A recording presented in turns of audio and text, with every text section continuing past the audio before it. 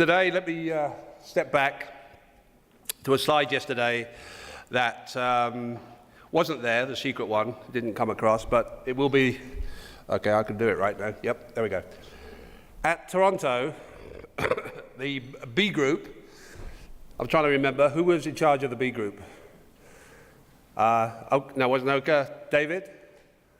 Was it David? Were you in charge of the B group in Toronto? Simon Biggin, maybe. Was it Simon? So their focus was artificial intelligence. So these were the steps when they come back to the group, said this is what we should be doing on artificial intelligence in Law Exchange. One, adapt, i.e. raise the question. These are their action steps. How do LEI members become fast? How do we analyze, adapt, learn about, in essence, AI under a relatively short time frame? Two, they mentioned big data. We all have it, we all use it. We're not very good at using it from the point of view of driving it into decision making for the firm. But how do we embrace the management of big data and utilize it to fuel AI products of the future? And their third point was we need to consider the impact on our industry, impact of our specific practice areas of obviously the oncoming AI potential. And they also said we need a 5-year plan that we can all sort of think about so that our firms can buy useful, valuable AI software products, or we will be left behind. And how do we fund such changes, either individually as our firms, or in some way we work together to investigate and make some investments. And should LEI develop a AI buyers club? What's interesting about that, excuse me, is that historically a lot of networks around the world have always looked at this in buying products. And there's definitely some US-based, where there's a lot of US firms who've done that. And they tend to be, years ago they'd buy the pencils and the notepads and all the office supplies together as a buyer's group, and therefore got a pretty good discount with the various vendors. As we've moved into the world, last 15 years of more technology and software, that's difficult to do with the software products. We all use similar products, but not the same. That's a difficult thing to do internationally also. What I think is interesting about AI is these products really are going to transcend all our countries. And we're going to see ones that really can be used across the spectrum by firms. Some of them are not going to be as expensive as our big traditional software. So maybe, just like it's pencils and papers of years ago, or office supplies, there is an opportunity there to go to a vendor and say, look, 25 firms in our network like this product. Can we do a deal? And it's a product that, as I say, is a global product. So can we do a deal and cut a deal that we all get a break on the purchase of such a product? I think that's a very viable option going forward. But first, we have to understand what are they and are they useful, right? Which is going to be part of the next few minutes. And then also the group mentioned that LEI should do an all-member survey of present uses of any future plans by members. And we've completed that, and I think Law Exchange had sent out some of those results, and I'm going to briefly touch on them today. I must say I was pleasantly surprised by the activity in this area of quote, put quotation marks around AI products, because, what really are AI products? So this concept of LEI University, we worked together with our knowledge base, which came out of the Toronto conference. This session was focused on AI. We heard from Manchin last night about some of the things LexisNexis are doing. And I know in the USA, because I've met with their management, they've really moved the last 2 years to focusing and actually making a big investment into the future of their company.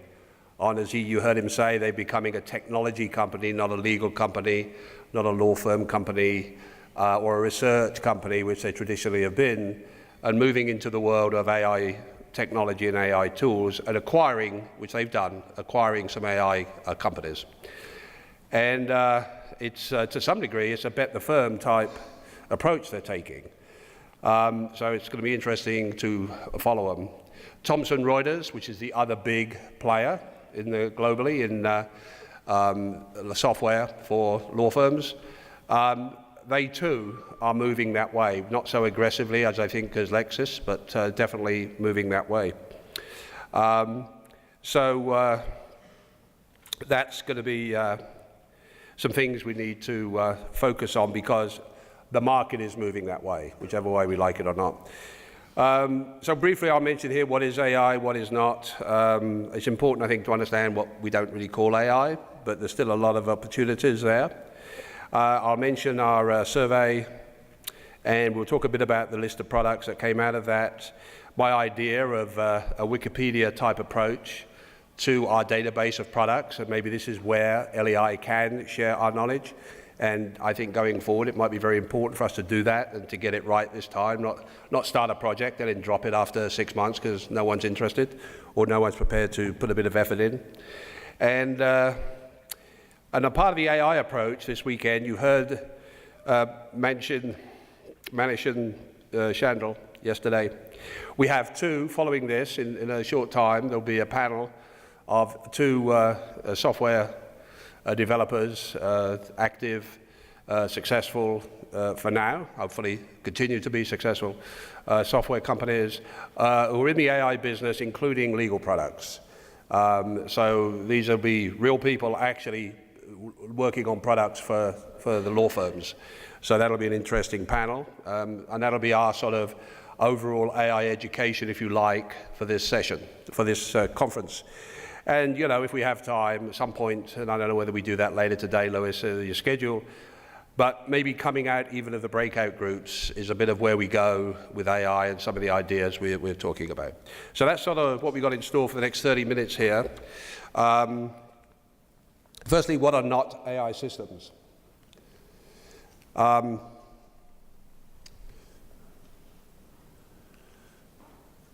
Okay, there we go. Accounting financial systems, we're all using one sort or another. Business intelligence systems, some of us are using, maybe a lot of us are using. Document management systems in one way or another, we're all using.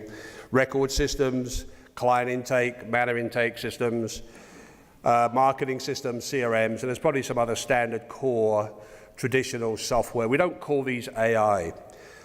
But let me tell you, don't ignore these products. Because firstly, by using the most improved versions of our core systems in our firms will give you gains. It'll give you gains of efficiency, improvement in operations, and if you're a growing firm, it'll allow you to make great strides in bottom line profits from the point of view of as you add lawyers, you don't need to add the same number of backup staff as you would have done previously.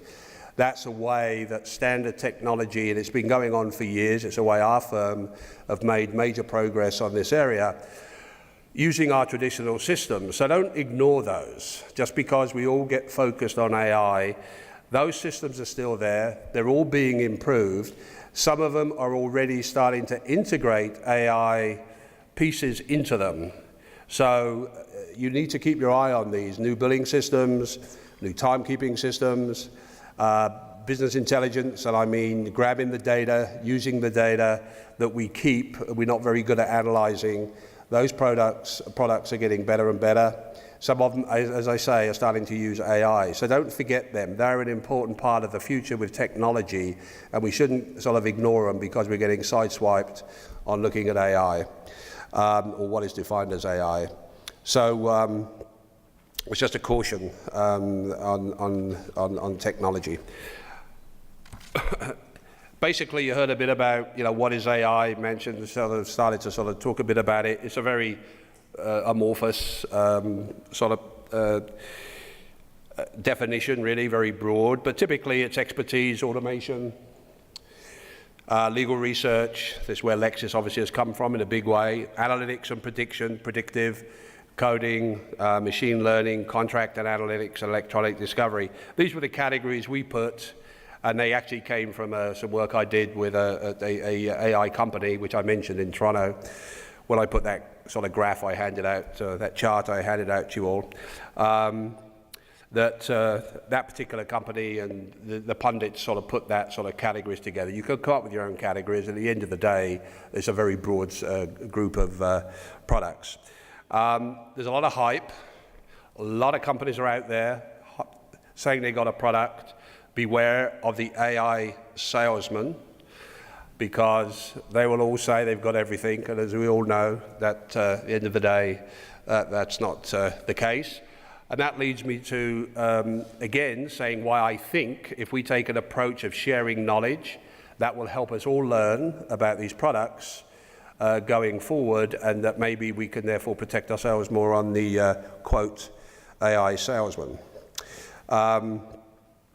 You know, and again, the definition of AI goes back and forth. People use it, people don't. And then there's a question of how long things take, right? How long will this stuff take to get into our daily use? Well, some of it's already starting in a small way.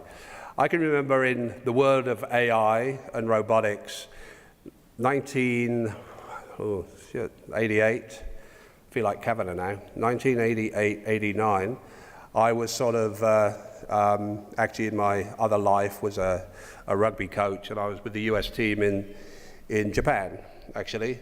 And they took us to see the Toyota factory, building Corollas. And they took us, it was very new, and they took us up, and we had a big balcony, and we looked down on this huge floor of about 8 lines of Toyota Corollas coming out, being made and parts. And on this huge floor, with 8 lines of car production, there was 4 people. And robots all the way up and down. I thought I'd sort of, you know, been sort of picked up by an alien and put in a spaceship or something, and looking at all these robotics working. And that was in 88, I think it was 89, it might have been 90. And today you're seeing it everywhere in manufacturing, but it took us some time. I mean, at that point, the Japanese in auto were way ahead of everyone else in robotics. So it will take time for these things to be developed. And typically, it's a 20-year sort of, to go from this is really interesting and useful to really just normal use across a whole spectrum of an industry. And so you can say to yourself, well, okay, well, how long have we been doing this? And okay, how long has technology been impacting the law firm industry? Well, it's been quite a while. But when I look back and say what was one of the major changes that happened in the USA from a way we used and had to learn different things, it was when Word came onto the market. WordPerfect was, everyone loved WordPerfect in the USA to do their documents and word processing, right? And then Microsoft just made the decision they were going to go into the legal market, and Word came out, and we all had to change. None of us wanted to change. None of the market wanted to change because they loved the WordPerfect product. They were forced to change because it was Microsoft. And that was a really, I mean, we were still playing around with little DOS characters and Lotus 1, 2, 3, remember that, at the time. But you come forward 20 years, because that's what it was. That was in the late 90s. And so you come forward almost 20 years and look at what we're doing today, look at the work we're doing today and how we're using technology today. So we're ripe for it's going to continue to develop fast, and I think we all understand that. And we shouldn't be afraid of the unknown, but it is a bit of an unknown. And but we should just make sure we try to, I think, work together to try to understand what's coming and how we can help each other and pick the right products, right? Why is tracking of AI, like if we as a firm, as a group want to track AI, why do I think that's important? Firstly, you're starting to see in the big national firms the rise of what is called the Chief Innovation Officer. Used to be CIO meant Chief Information Officer or Information Service Officer. And I sort of laugh a bit because I think, you know, innovation in law firms is a bit of an oxymoron. I mean, these two don't really go together, in my view, but the word innovation is used a lot. And so this person is really, what they're really doing, if you look at their job descriptions, and it's happening in all the big firms, they're being hired all over the place. It's the latest title, right, in the legal world. It's really about efficiency, pricing, AFAs, staffing correctly, profitability focus, including, and all this is driven by the use of technology tools, right? And this is how they're going to be doing stuff. And so this has all been going on over the last few years in firms, especially big firms.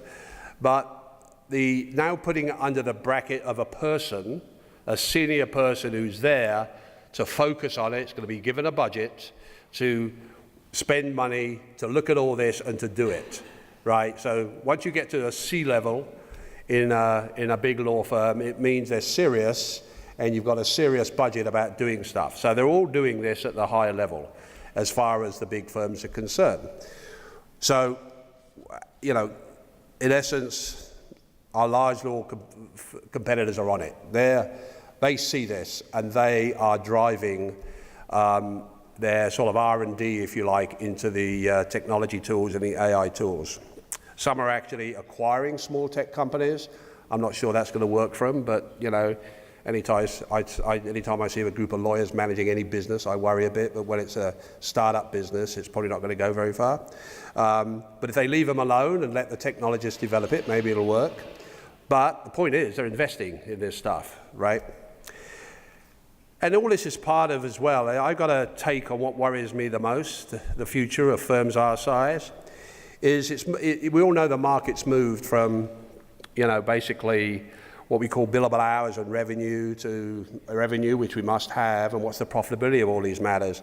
This has come hand in hand with all this move into this world of what we call the AFAs, but the predominant driving force under AFAs is what we call fixed fees. I mean, there's all sorts of AFAs, but that's the one that majority of us deal with, and we're dealing with more and more. In my firm, we've dealt with it a lot the last few years on the patent side, now the M&A side. Virtually every M&A deal, virtually every patent deal, or patent prosecution deal we put together is all fixed fee.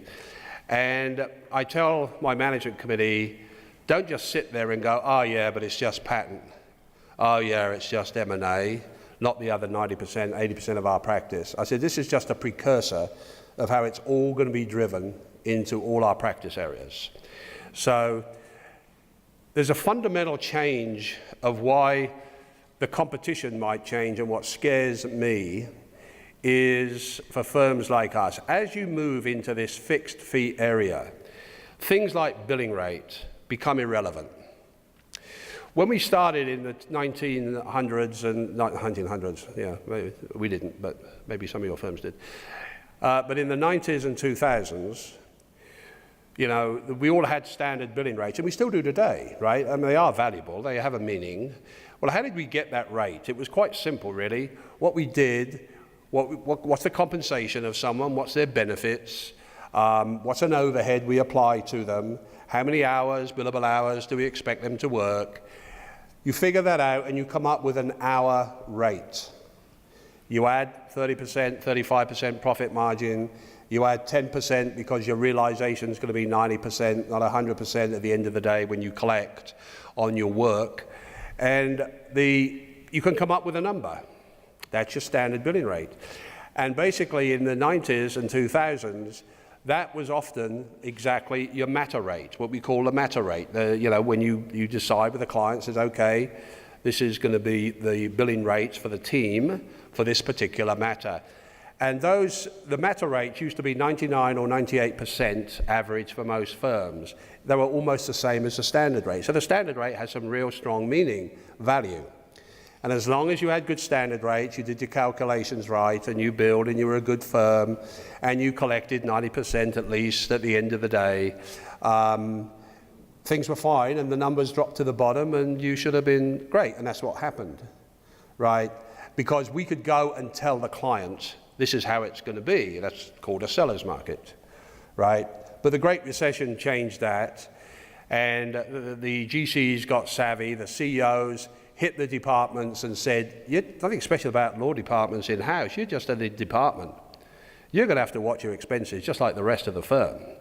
And that was the big driver for them to start looking at their law firms and saying, hang on, you can't just keep billing us and we're just going to pay.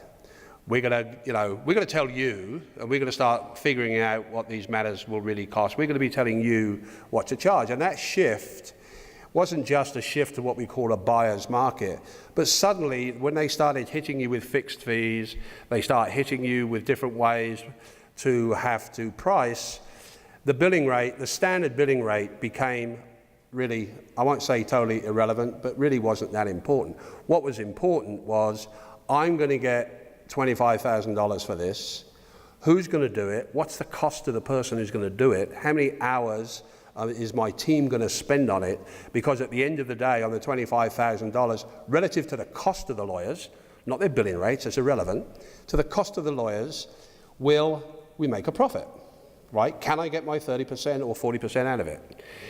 That total shift has been very difficult for law firms to figure out. Now, fortunately, the fixed fee program isn't 100% of all law firms, right, as far as all what we do. In our firm, the AFAs and fixed fees are something like 25%, 30% of all matters, right? But we'll see them grow over the next 5 years. And so just think about this now. So what it drives many of it's working in our patent and M&A areas, the partners who work on these fixed fees, having to sort of disaggregate the tasks to do with the matter and use lower level, less costly people on certain pieces of the task. So the partner ends up not doing the hours he typically did 3, 4, 5 years ago on the same matter. So what does that mean to those partners? It means they need more business because the hours they spend on that task is not what it was 5 years ago. But we still expect them to pull in the 16, 17, 18, whatever the number is of hours, and we still expect them to pull in the fees collected on the work. So they need more time. They need more clients. The market will not support a 50% increase of everyone's revenue, right? It won't support it. The economy is picking up, certainly in the USA, and that will support a 4 or 5% increase potentially in clients, but it's not going to support a 50%. So if we fast forward to the whole market is acting like this, where's all this new clients going to come from? What are the big national firms going to do? This is why they're looking at technology, because they're driving the cost side to be so efficient that they can have their partners work at their $1,000. $1,000 an hour versus our $500 is irrelevant. It doesn't make any difference. What they're looking at is they can come down into our $25,000 fixed fee and make money. And they will have to do more of them, right? Where do they take it from? They take it from us, they take it from other law firms. It's only going to come from other law firms. And you start seeing that evolving in the USA right now. We can look at the AmLaw Second 100, of which we're a member of. Fortunately, our numbers are very good. But you see them struggling. If I look at the first 6 months of this year, the Citibank survey, 200 firms, the overall revenue growth is like 4% versus year on year. Who are the ones at 8%? It's the global firms. Who are the ones at 1%? It's the AmLaw Second 100. And if you split the AmLaw 100 down and look at the top 20, 30 firms in the USA, they're the ones up at the 8, 9%, right? And so that's the thing that worries me, that down the road here, these big firms, you've got people like Denton's trying to do this right now. They're going to be trying to build these tools, use AI, use technology to be so efficient on the back end that they will drive down. They need more market share. They understand market share, and they'll drive down, and we are the ones that are vulnerable.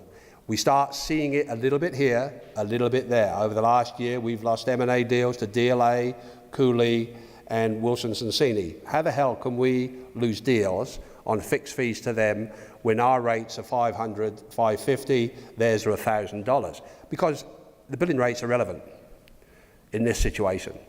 And they're playing with this, they're experimenting, and so I get back to the point, all this stuff's very important to us, because we also then, how do we manage that?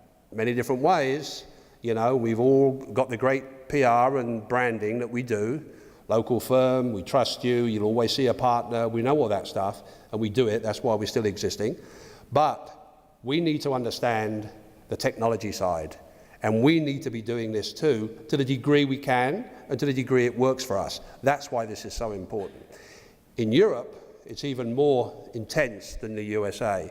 The recent acquisition of Riverview by Ernst & Young I think is fundamental, a major change in the marketplace. Here you have a major accounting firm that's already playing in law. They've been doing it for years. Fortunately, in the USA, the bar associations keep them out, but that's not happening in Europe. You all know that. And they're going to be very aggressive. They understand market share. The big accounting firms have been playing the market share game for 40 years, right? They understand that technology is important. That combination only means one thing.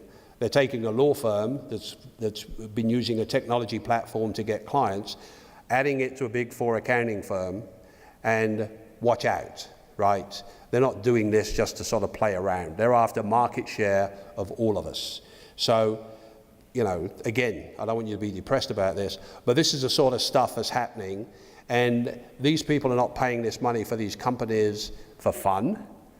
There are many of the law firms who are investing in AI. They're a partnership, so their equity partners are upset if suddenly they're spending money that could go to their pocket at the end of the day. But they do see the future. A lot of these big law firms, we sort of say, oh, you know, the big law firms, they can't do this. They've got some very visionary people, and they've got some great people running those firms, some of them. A lot of other firms, no, they're struggling, but that's not the case. The ones that we've got to worry about are the good ones. So anyway, that's what's going on in my view. That's the danger. That's our biggest concern. That's my biggest concern for our firm. And so as we go forward in this, the importance of AI, I think, just continues. And I'll stress one again. Do not forget the traditional systems. They're all advancing. They're all getting much better that we use day to day, and they're still going to be important. You're still going to have to bill. You're still going to have to measure your time, track your time. You're still going to have a document management system. But the new versions of that are also very important and are very efficient, so don't forget looking at those. So a chart I handed out when we were in Toronto, this was the chart I put together with actually the CEO of Neotologic, the first one at the top who's in this business, former lawyer, a great speaker actually. If we ever get back to the States for our next meeting, he'd be a great speaker on this. And we put together this was all the ones in the marketplace basically he thought of and his competitors. This was about 8 months ago. So we put this chart together, and these were the ones we used in the survey, because, you know, where else do we go? This was as good a list as any of what was out there. In the green, when you look at the green are the ones that our survey showed our members are using. There's others they're using. But here are the five categories actually.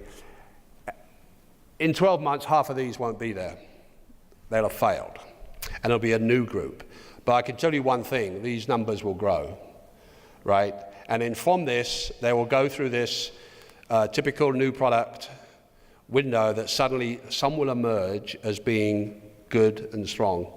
We just need to be trying to be on the forefront of the use of some of these, and I'll describe a little bit how we might do that. So the survey results, we went out to everyone. Thank you all. And part of what the Toronto group wanted to do was do a survey of LEI members. So we surveyed everyone, 27 firms responded, 80%. 10 firms, almost 40%, indicated that they use AI tools of some sort, and they were looking at our list that we sent them, which was that chart. 60% do not. 7 use what we call automation tools, 13 use legal research tools, 6 use analytics and prediction, 4 use e-discovery. I'm less concerned about the sort of tool, just I like the fact that 40% were using some sort of tools. That surprised me. It was higher than I thought, and that's good. I see that as a very good base for us to start, okay, how do we deal with this complicated issue of tracking and understanding AI tools? And then 30% of respondents say they are conducting an AI demo pilot, maybe it's a plot too. Here's some of the names of additional tools that were not on my list. Some of these I would class as really more traditional tools, not necessarily AI, but that's fine. We had put together the list of all these, and I had sent also to the LEI, my people put together all of those products initially on the chart with a short description of what they're doing, right? And we sent that, and I think you put that on the website, or we're still playing with that, right, Lewis? And in a minute, let me explain what I think we need to do with that. So here are some other ones. So I'll have my people just go through these and do a brief outline on these too. So we have a short abstract on potentially 60, 65 AI products when we do this, and we'll do that next week, this particular one. So firstly, again, thank you all for doing a survey. For those 6, 7 firms that didn't do it, I understand that, but it was very easy to say no. You only click one box and you were done. So going forward, if we want to be good in a smaller network that basically shares knowledge, what do you got to do? You've got to respond. You've got to share. You've got to say stuff. You've got to participate. If you don't, all this sort of stuff falls flat. We talked yesterday, Alan talked about how we can collaborate. Collaborating through technology is the easiest way. But it does mean you've got to take a few minutes, you've got to take half an hour, you've probably got to go, in this case, to your IS people or the people who know, to fill out a short survey. And then down the road, there could be other things we do. Technology will allow us to share our knowledge. And to me, this is how this operation works best. This is, we help each other through knowledge. We're not competitors, we're all in this together. And if we can't do that base level of sharing of knowledge, it's going to be tough to do some of the other stuff that was mentioned yesterday. Lawyers do not have much time. I totally understand that. I mean, my lawyers are on, they support me on anything we want to do. They just say, but Jim, just don't involve me, right? Just go do it, because they're too busy. And I think that's so typical of us all. And when we plan things and expect lawyers to do a lot of it, it's going to fail, that you don't have the time. And but with technology, it helps cut the time down on stuff, but you must participate. So I will come round and chastise those who didn't respond later today.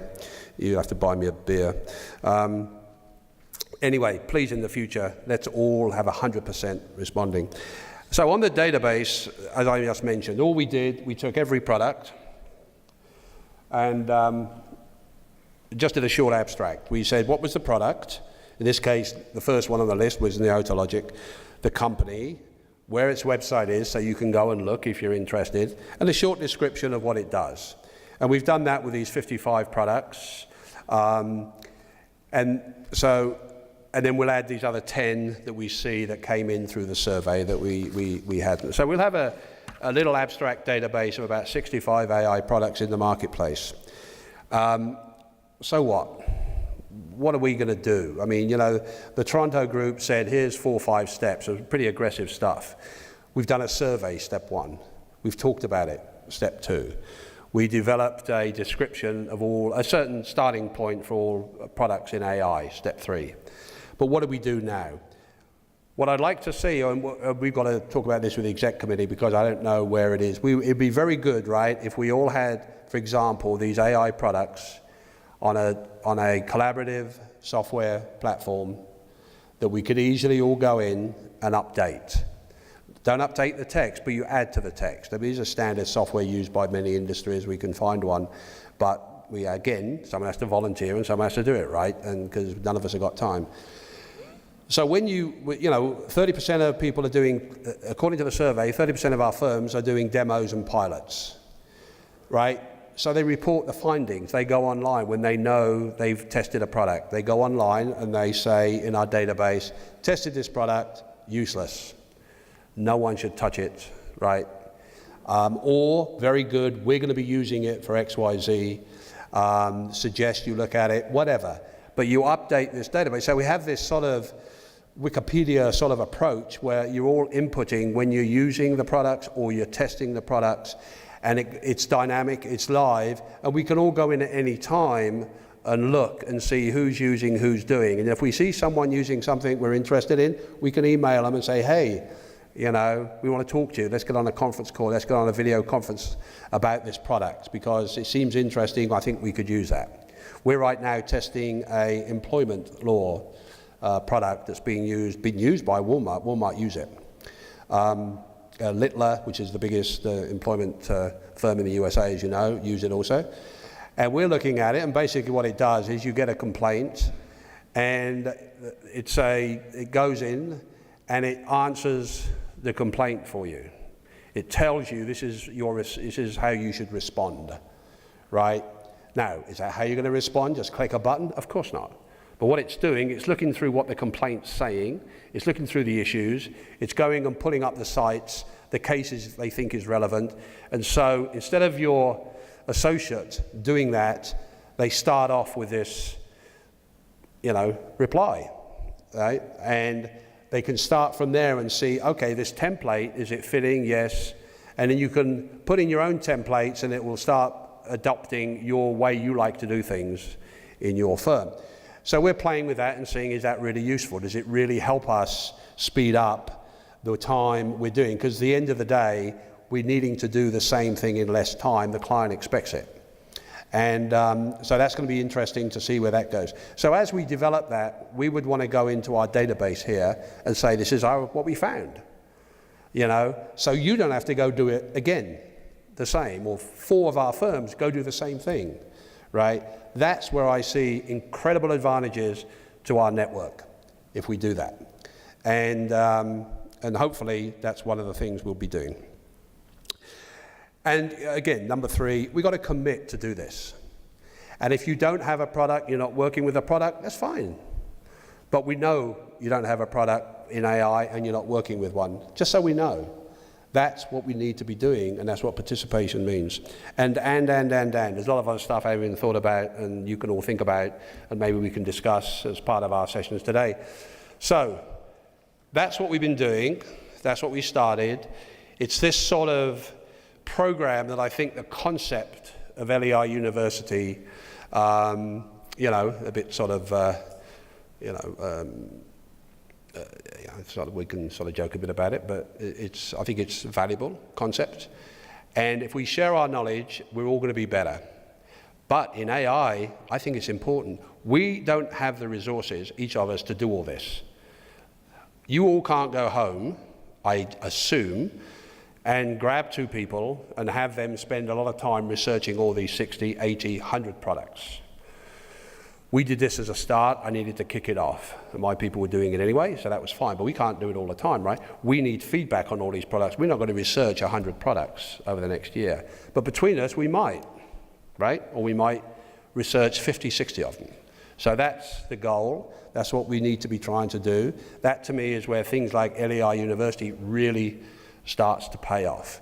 Now, on the other side of LEI University, Lewis didn't tell you this, but we have extended the program today half an hour, and at 4:30 there will be a test. And so just be aware, and no cheating on the test at the end of the day. So, all right, and there'll be certificates for those who succeed. And then we are, at the end of the Aarhus, the 4th LEI University, we will have a graduation ceremony, just so you know. You'll have to buy your own cap and gowns. That's the only thing to do with that. So that's what we're doing now, leading into the AI. Prashant, where are you? You're going to introduce our 2 panelists, software products. And Fred, no, you can't ask questions, but what is it? Can I just ask one question? Won't they compound questions? Press the button, Fred. Press the button.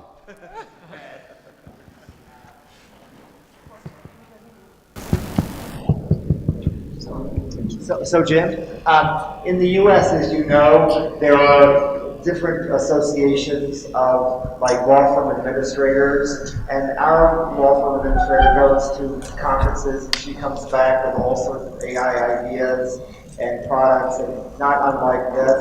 And I'm wondering whether there's a way, Jim, I'm wondering whether if there's a way we can collaborate, at least in the U.S., tap into that. Because you know what I'm talking about. It's like it's either the law firm administrators association or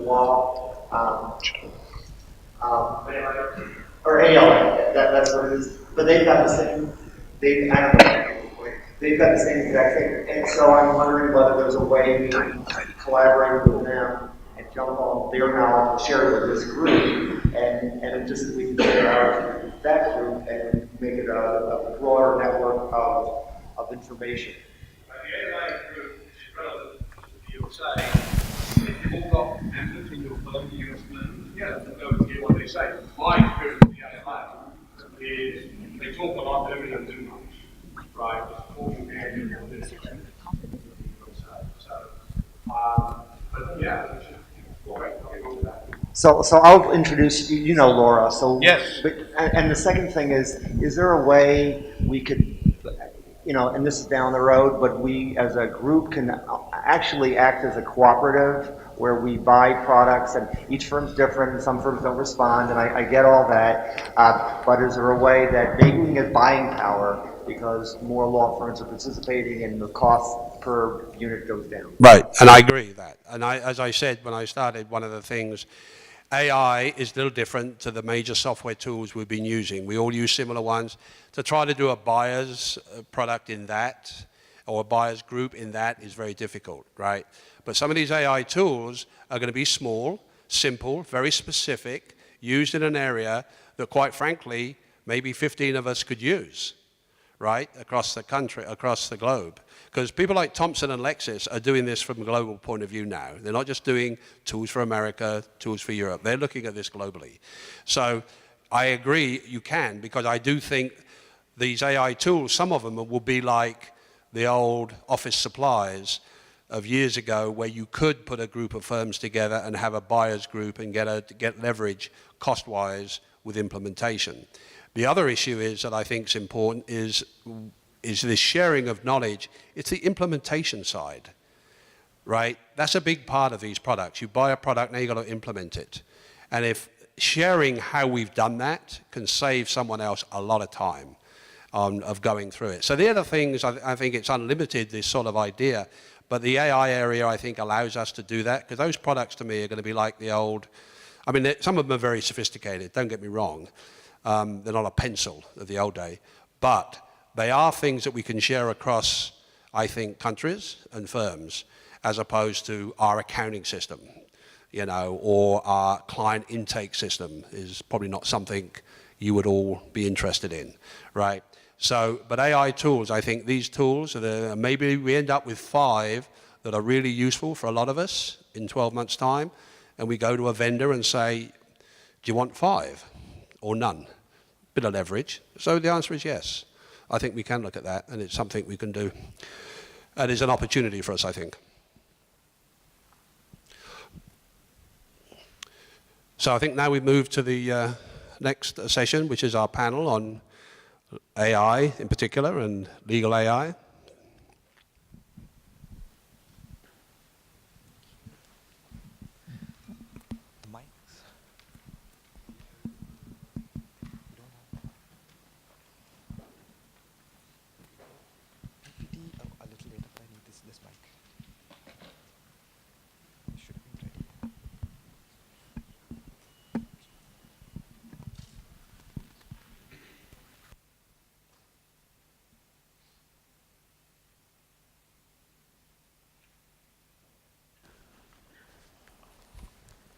Please, Gaurav Shashank.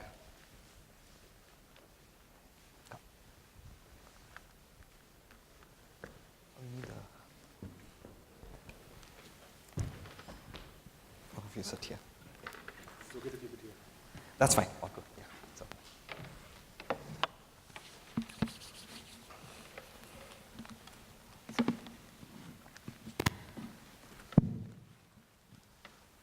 Good morning, ladies and gentlemen. After that amazing and stellar presentation by Jim and the talk by Shandil yesterday, we will continue our discussions in and around AI in the legal sector. So I'll just make a couple of introductory remarks and briefly introduce both the gentlemen here, and then open it up for some questions, and then let them make their presentations about their respective products. So based on my limited reading and opinion, what I believe is AI is all about pattern recognition. So if we have an AI-enabled product which is able to read a pattern very well, and also have a very efficient result based on the reading of the pattern, that is what we need in real life amongst us lawyers and law firms. That is what will actually mimic a human lawyer as such. There was a very thought-provoking question that Shandil threw up yesterday. He asked, is AI going to steal jobs from lawyers? Well, the first thought that struck my mind was shiver me timbers, but later, of course, giving it some more thought and listening to Jim, I did realize that it is still some way to go.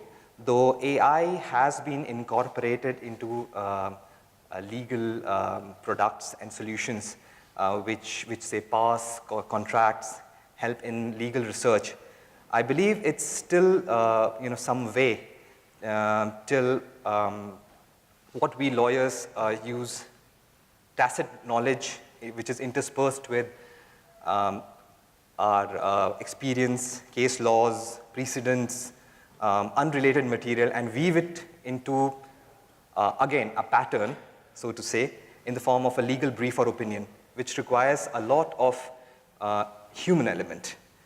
So whether we have reached that stage or not is left to be seen. In my opinion, we are on the path, but it's still some way to go. So let me now briefly introduce both Shashank and Gaurav. They're both founders of two amazing young startups in the legal AI industry. Shashank is from SpotDraft. It's a company that focuses on providing AI-enabled contract management solutions with deep machine learning, if I'm not mistaken. And Gaurav is the founder of Pensieve, which provides, again, AI-enabled solutions, which is more focused around research and contract extraction. So, I don't want to steal their thunder by, discussing more about themselves and their products. I'll let them speak about that a bit later. But before that, I'd like to put across a couple of questions to make this a little more free-flowing discussion. So the first question I had was, based on your experience, how has AI affected the legal industry in the recent years? So maybe Shashank, if you could first, and then Gaurav. Yeah. Thanks for that. So Jim made a great point on how people are going from, towards more efficiency, and what that really translates into is the market is moving towards a system where it is more output-oriented and not input-oriented, which is per hour billing. So the way AI is changing is with something like SpotDraft, lawyers are now able to do, more vast due diligence, deeper due diligence, and not just spend a lot of time doing Control F and searching for the right terms in a due diligence process. So the idea is AI is going to change the way people understand and practice law and deliver law. With one of the large law firms in Europe that we're working with, they now have specialist AI lawyers. All they do is manage their AI systems and train them, and they're actually lawyers by background. So the way the profession is taught and the way the profession is practiced is different. And I know this, I used to be a lawyer at White & Case in New York, and if you ask me as a junior associate, what did I do for most of my time, I would say during my diligence, I would Control F for terms, copy them, and reproduce them in another Excel sheet. And the thought is, in a world where cars have started driving themselves, you shouldn't have to pay lawyers to copy-paste words on a page. Machines have come far enough to be able to do this effectively. Lovely. Yeah. What would be your thoughts, Gaurav? So first of all, hello? Yes. Working great. Yeah. First of all, there is a huge amount of excitement about AI in legal industry, and that's great. That's great for people like us who are trying to build a startup in the legal industry. So, and the interesting query is, what will AI do in legal industry? And I keep on meeting people from legal industry, and sometimes I get a little bit of, what you can say, uneasiness, because whether it will take job or whether it will impact them in a negative way. The interesting thing is, we need to understand what machine can do better and what human beings can do better. So machine can crunch tons and tons of data at a very significantly less amount of time, which human beings can't do. Human beings can take the most efficient decision on that data in the significantly less time, which machine can't do. If we'll tell machine to take decisions, it may not take the right one. But if we'll tell machine to crunch data, it can crunch data like anything. So the whole idea is where we as a company, we want to fit in is, there is a huge amount of data which in legal system you need to crunch in. That is not something which is your skill set. Your skill set is once the data is crunched, how to draw inference out of it and take the most righteous decision. So that's how we see that machine and human beings will collaborate, where lawyers will have their own advantage, where they will keep on taking the shots regarding the decision to make on data, but the data crunching part will go on to the AI part, and that's how the whole ecosystem will evolve. That's how we believe, and that's how we want to interact with the system. Fantastic. This was exactly what I was kind of driving at initially, and you've put it succinctly in so many words. Thanks for that insightful bit. That's the second question that I had for you guys was, what are the kind of challenges and roadblocks that you guys faced while rolling out your product to lawyers and law firms? I mean, we lawyers are not the easiest bunch to deal with. A lot of us have a very set kind of mindset, sitting in our, probably you could say, ivory towers and stuff. So what were the challenges that you had to, overcome to really roll out these products to law firms and lawyers? Should I go? Okay. So maybe I will start from an AI point of view, and then I will move to the behavior point of view. So from an AI point of view, the greatest challenge is, if you look into legal domain, is very much a skill-oriented profession. So the moment you have a skill-oriented profession, there is a certain kind of a pattern which is very specific to individuals. Now it becomes a very challenging problem from an AI, because AI can work efficiently if you have got a generic kind of a pattern across people. The moment there is a specific kind of pattern across individuals, the whole data set that artificial intelligence machine will have to learn becomes very small, and this becomes a very difficult AI problem because of the scarcity of data. So somewhere down the line, one thing that the legal ecosystem will also have to upgrade itself is that people will have to accept that if they want AI to be part of their ecosystem, they need to come out little bit from their specific skill-oriented working methodology to little bit more generic working methodology. Means in simple terms, that I want to say is that I have gone into law firms and I see every partner has got his own way of working. Sure. Now then AI will not able to replicate every partner's way of working, because it would have such a small data set to build something substantial that it will fail. So somewhere down the line, if you want AI to have its own say, AI to have its impact in a legal ecosystem, the partners would have to let go that love or possessiveness towards their own way of working, and they would have to little bit allow generic system to seep into the ecosystem. So that's the problem that I see from a challenge that I see from an AI point of view. From a behavior point of view, obviously, the moment we see that will AI take away jobs, yes, AI will take away jobs. Any machine, whenever they have come into industry or whenever they have come into our history, they have taken away jobs. But there is no way out. It's not so that you can run away from it. You can run away from it for a year, for 2 years, for 3 years, for 5 years. But technology is going to take away the job. The only way to survive is that you understand how to efficiently, tap the technology. Means you need to control the technology rather than technology controlling you. So that's the two things that I saw in my experience. It was fantastic. Yeah. If I may just add, before we move on to you, Shashank, is partners at any law firm, and this is more so the case in India as well, I'm sure across the globe, in all the law firms here. We are very individualistic, and we are all, so to say, leaders in our own way. So I understand the difficulty that you are experiencing of having a kind of a set behavioral or the style of working that you may want to be put into the algorithm. But I see the difficulty, but I don't know how to address that. But it's a two-way street. Both the AI service providers like yourself, as well as lawyers like us, will have to work with you for the larger good to ensure more efficacy. Yeah. Shashank.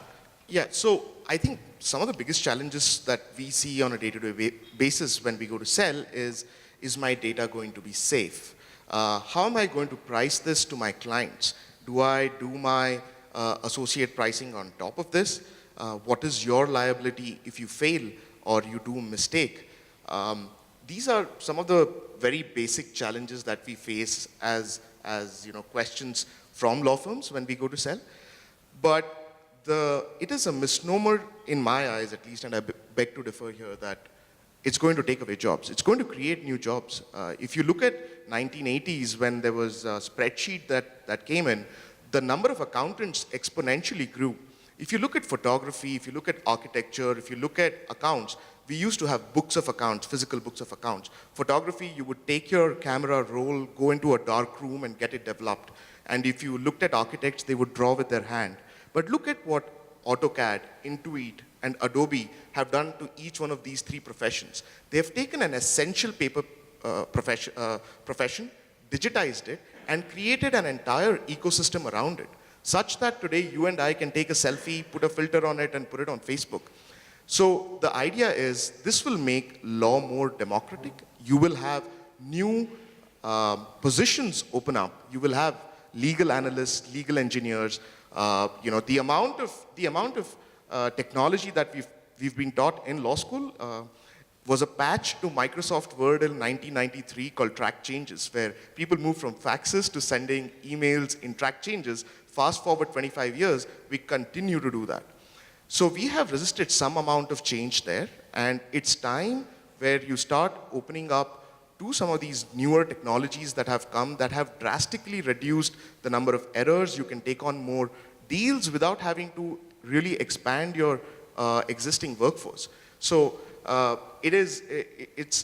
challenge is to sensitize lawyers to the fact that technology is a game changer. It's changing things everywhere. It's not going to take away your jobs. It's going to make your jobs more easier. And it'll create new, the way law is taught and practice is going to change drastically with that. Great. That certainly is comforting to hear. So the next question I had for both of you was, you have been working in this industry for a while. What does the future look like for AI in the legal industry, and what would be some of your predictions regarding the same? Yeah, a lot of data-heavy work is going to be taken over by AI-driven systems. These aren't, actually, it's also a misnomer to call it AI. It's more machine learning. We don't have a artificially intelligent system. Right. What machine learning does is, imagine a machine learning system to be somebody who's fresh out of law school, first-year associate. It will learn the different, your drafting style. It will learn the different clauses that need to go in, and it will, they'll start replicating that. So the change is AI-assisted drafting and AI-assisted analysis is going to be the norm, at least in the next 5 years. We have seen, Jim in his, when he was speaking, he mentioned 3 firms. One of those 3 firms used us for a deal, and they did, instead of doing about 100 to 150 documents in a diligence process, they did 700 documents in the same time period. So the idea is the way AI will affect is it will shift the industry from a input-oriented system to an output-oriented system where technology is going to play a large role in crunching data, analyzing it, and coming out with answers. And Gaurav said a great thing. It's just that it can compute faster. When Deep Blue beat the grandmaster at chess, it wasn't that he was a better chess player, it's just that it could compute faster. So that computation power will come from AI-enabled systems, which will reduce both the time taken and any errors that are there in delivering services. Great, but just want to add a point there that though yes, I'm sure it's machine-based solution, and errors will be minimal, but the buck will still have to stop with the lawyer who is kind of signing off on the report. So in this aspect, how much of the lawyer's involvement who's supervising this process and ensuring that the final product is sent to the client, do you believe would be the involvement percentage? we still feel that the way people use our product, we still see a lot of involvement with the lawyers, especially at the associate level, not necessarily at the partner level, where you know, they still need to train the system sometimes, because the system out of the box comes with a specific set of learnings which needs to adapt to your use case. So the first couple of weeks is spent trying to tell, hey, this is not limitation of liability, this is actually indemnity. And this is how we draft it, say in the US, or this is how we draft it in the UK. Now, that is the first level of involvement that we see. And second is, in delivery, there is always, you know, a bit of, verification and cross-checking that will need to be done. It's like using Word. If you use a Latin term in Word, it's going to, you know, in MS Word, it's going to show it as a mistake. And those are the kind of outliers where lawyers will still need to come and correct it. Great. That's quite insightful. Yeah. So adding on to Shashank's point, yeah, I completely agree that first of all, AI is a misnomer. What most of us are doing is machine learning. We personally at our own firm are also trying to integrate NLP into the whole system. But if NLP, we have also not been able to crack it to a great extent at this moment of time. So how does the future look like? Obviously, contract lifecycle management, which includes contract analytics, contract drafting, contract reviewing, AI will take care of it. Machine learning will take care of it in a very small period of time, maybe in 2 to 3 years of time, most probably in 5 years of time, most of the big law firms in a developed country will be using a machine learning driven system. And the same goes for legal research as well as e-discovery. So these three are the major area where I see that machine learning will take care of most of the work where the manual effort was involved from a time perspective, from a data crunching perspective. I personally see that in 10 to 15 years of time, we can expect that there can be a Siri kind of a system for a lawyers who help you to get answers of question which is something where you don't require more of a legal skill set, but more of a data crunching skill set. So that's the next level of, what you can say, evolution that I see. But yeah, expecting that there would be a AI-driven lawyer who can fight cases for you is something which I personally don't see happening in my lifetime. Maybe it happens after some time, but yeah. So that's the something that how I see future will evolve. And talking about the control in the hands of lawyer, so something that I just share an anecdote when I talk to people, and I say this to everybody. So we all fly by plane and stuff. We all know that 90% of the time the plane runs on an auto mode. Unless there is a critical event happening, the pilot doesn't do anything. But if you will tell the passengers that there is no pilot and the plane is running, nobody is going to board the plane. Right. So that's like how human beings is going to impact. Means the control, you can't let the control go out of human beings. In the future that I see of maybe 100 years down the line, maybe everything will change. But at least for next 15 to 20 years, the control will always be in hand of human beings. Otherwise, things are not going to work around. Lovely, lovely. So that was a fair bit of crystal ball gazing that we did. And thank you, both of you, for a thought-provoking discussion. And I'm sure the audience also have much to take from this and chew over it. Now I'd invite Shashank to make a presentation about spot draft. Sure. And then we follow it up with cover. Yeah. Your wish.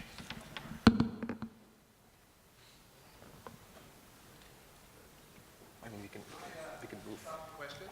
Sure. You may have to go a little closer to the microphone.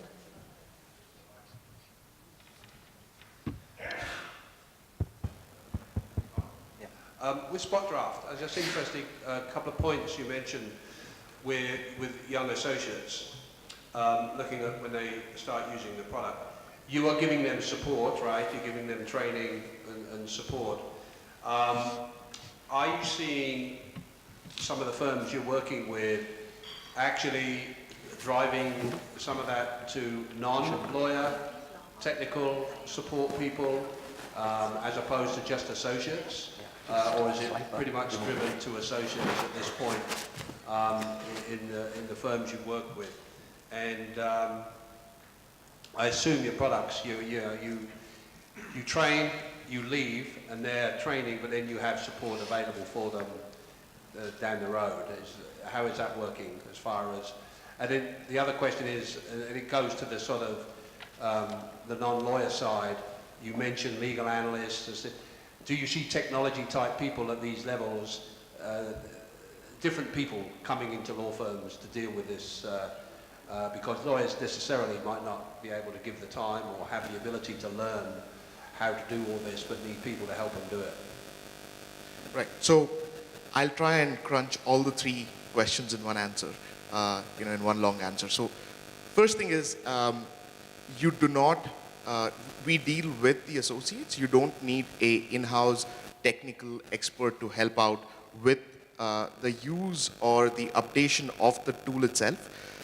The way the tool is built is such that it's very intuitive for a lawyer to use it. It uses a lot of the interfaces of MS Office and Word to train the platform.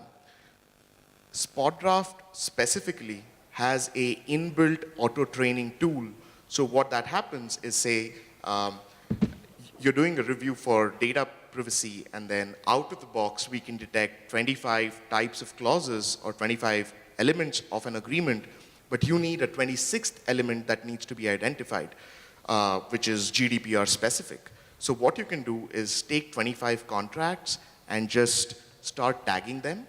And what the AI does at the back end is it identifies, hey, I've learned something new. Should I start training on this?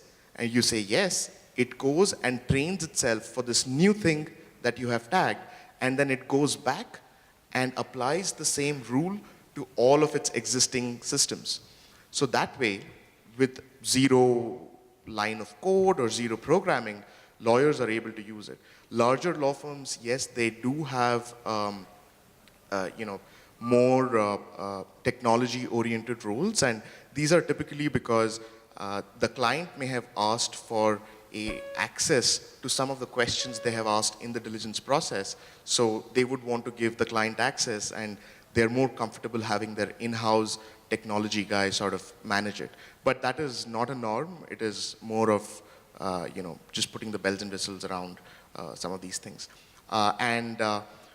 We see a bit of both. We see a lot of lawyers wanting to do stuff towards technology, and people who are building AI systems work with legal documents. And the reason I say that is what our systems do is actually take unstructured data and create structure out of it.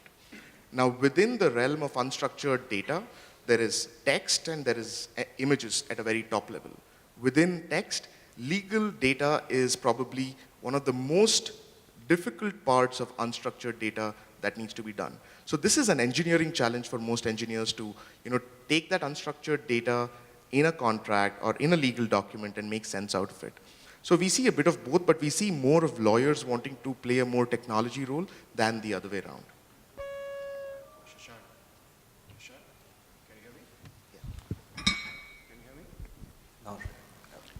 Hi. You have 13 minutes. So my suggestion is if you could both do your demos and be conscious of the fact that there has to be adequate time.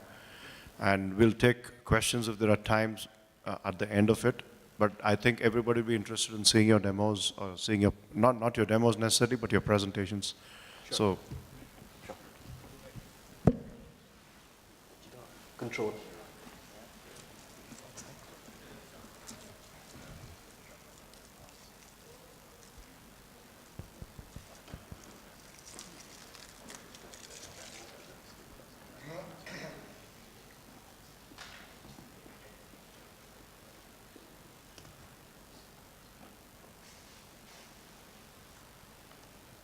Yeah, so my name is Shashank Bijapur. I used to be a practicing lawyer. I did my master's at Harvard Law School, used to work with White & Case in New York. Quit that a couple of years ago to start SpotDraft, and feels really good to be standing amidst lawyers all of a sudden all again. Good to see all of you. So it's founded by me and my co-founder Madhav. Madhav, top of his class at Carnegie Mellon, worked with Google and Google Brain in New York.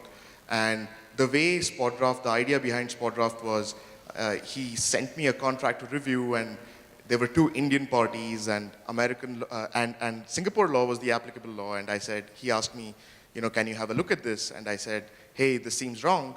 And I said, isn't there a way we can create a rule where if there are two parties that are Indian, then the applicable law is always Indian law? And he says, bro, that's called machine learning. And that was the genesis of Spot Draft, to help lawyers and in-house counsels work more efficiently and analyze their legal documents through the help of machine learning. So our entire product suite is built of a bunch of different things, but at the core of all of this, we analyze documents. We analyze documents to tell you what is the good, bad, ugly of it, which are non-compliant, which are compliant to your internal firm standards. We give you triggers if you do not meet some of the minimum standards that your firm is required to meet. You can control who accesses it, how they see it, how the extraction of all of this data is used. And we also give you a document management system which you can just add from your Microsoft Office, send it to the repository, and it does the first level of the review to tell you, hey, every, say, employment agreement needs to have a limitation of liability clause which is missing, or in California, you need the following 2 extra clauses which are missing, so that now the associate's first job is to make sure that he puts the bigger missing chunks and then does a detailed review of the contract itself. People use this for M&A due diligence. We've done one of the largest implementations anywhere of GDPR analysis. We've built probably one of the most robust GDPR analysis platforms where you can dump in a contract, it analyzes it for compliance with GDPR and tells you exactly which part of the sentence is not fully compliant or partially compliant with the requirements under GDPR. And then obviously there's project management. So typically what will happen is, there are multiple different teams which are doing this analysis, so you can get all of them together on Spot Draft to collaborate and speed up the entire diligence process or the contract analysis process. And the last and the major one is knowledge management. You've done deals 10, 15 years ago that are all lying down somewhere. If you need to find a precedent, you need to do what is called a rule-based system, which is you Control F, find for the clause, and go through them.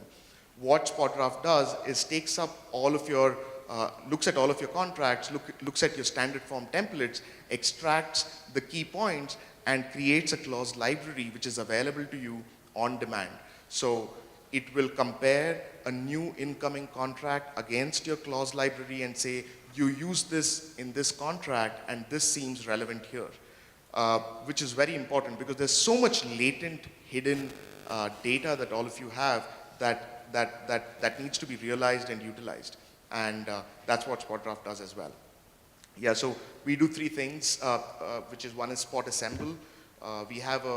We've created a domain-specific language for scripting contracts, which means something above English, where you can write a contract and it tells you if there are mistakes, if there is too much, legalese, or if there is, if 2 clauses cannot coexist and they exist, or there is a cross-reference issue, it points each one of them out. Or you've used a definition, you've defined something, never used the definition, or used a definition but not defined it, it points out all of those errors. Second is, so in two broad ways. One, it helps you create new contracts and make sure that they are standard form, error-free, and always in the firm style that you require them to be in. And second, it helps you analyze existing contracts and incoming contracts to tell you what is missing from it and, or to extract key pieces of information for you to analyze. So what we've seen from our implementation of Spot Draft is the average time of review of a contract is reduced from 40 to 60% from before to after Spot Draft was implemented. There is obviously a reduction of risk because now you have a second set of eyes, which is a machine, which is unlikely to make human-style errors. So there is lesser risk there. There is better billing productivity, predictability. You know now that there are 4 associates. You don't need to get in more people. to close this deal because you have a spot draft at the back, which is helping you speed up the entire deal closing process. And one thing that we've seen, especially with smaller firms, is the margins have improved tremendously. They've gone from what is average 20 to 30% to 60 to 70% in some cases. Because of the sheer volume of data, you can add on new clients, build new capabilities without having to add more associates to be able to deliver. That is one of the key things that Spot Draft does. Yeah, this is a bit of background of us co-founders, and that's about it. I'll be around here if anybody has any questions, needs a demo, then happy to help you out. Thank you so much.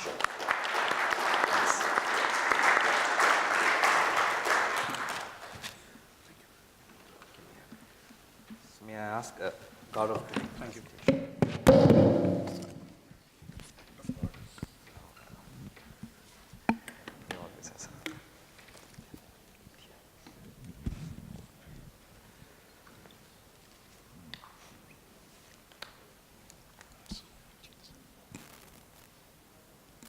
Wait for the slide to change. Or should I start? Change. I will start. So, good morning. My name is Gaurav. We started the company Pensive 2 years back. So, I come from a technology background. The idea was to do something around machine learning NLP. So, to be frank enough, when we started on day zero, it was not legal ecosystem that we were trying to impact. What excited us was the idea of building machine learning NLP system where we can help businesses or end customers to access their information in a more efficient way. So that's how the whole journey started, and then we started looking into ecosystem where we can create huge amount of impact. So one thing we have sorted in our head that for machine learning and NLP to impact, we need to have an industry where there is huge amount of text data, as in we were exploring text data as an option. So there is a huge amount of text data available, as well as there is a pattern in text data which machine learning can efficiently find it out and help its end user to increase their productivity. So that's how when we were exploring into multiple use cases, legal was something which got us excited. We realized that there is not a huge amount of technology innovation that has happened. AI has still not seeped into it. And we can, if we are able to create a value proposition for our customers, then we can build a product which can create value. So that's how it all started. So the company name is Pensive, and we have got a product by the name Smriti. So what Smriti does is, it's quite like Spot Draft, it's also an AI-driven contract lifecycle management product. It comes up with its own data science capability, it comes up with its project management capability, and it comes with knowledge management capability, as Shashank said. So when I say data science capability, what do I mean is, it's as simple as that. Machine learning is able to understand huge amount of data, where there would be a pattern and help analysts to draft contracts, to review contracts, to compare contracts, to get into negotiation, as well as analyze contracts. So when I say draft contracts, it means that there can be certain kind of repetition in clauses that you may have written. Okay, this is working here. So there can be certain kind of repetition in clauses that you may have written, and machine would be able to find consistency around it. When I say reviewing contracts and due diligence that you may have done in past, you would have seen certain kind of trends, or you would have find certain anomalies, which machine will keep a track of it and will help you to understand. So yeah, so from a project management point of view, there is a workflow integration which understands how lawyer do all these works and ensures that the shift in the working environment is consistent, and it is as similar to as what they are doing when they are doing without a ML or an NLP driven system, so that they can move up to another system. And when I say knowledge management, what do I mean to say is, obviously there is an aggregation of data which is happening across documents which is being built.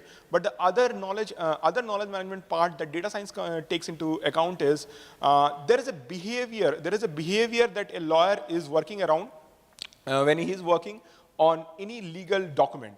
So the behavior thing needs to be, data science can record those behaviors and can ensure that the knowledge unlocks from his human brain and gets inside a machine, which can further be replicated to be used by somebody in the future. So that's the, that's the newer perspective of data science. That's the newer perspective of knowledge management, which data science can bring into picture, and human beings can't do it. So these are the three things from the product perspective we do.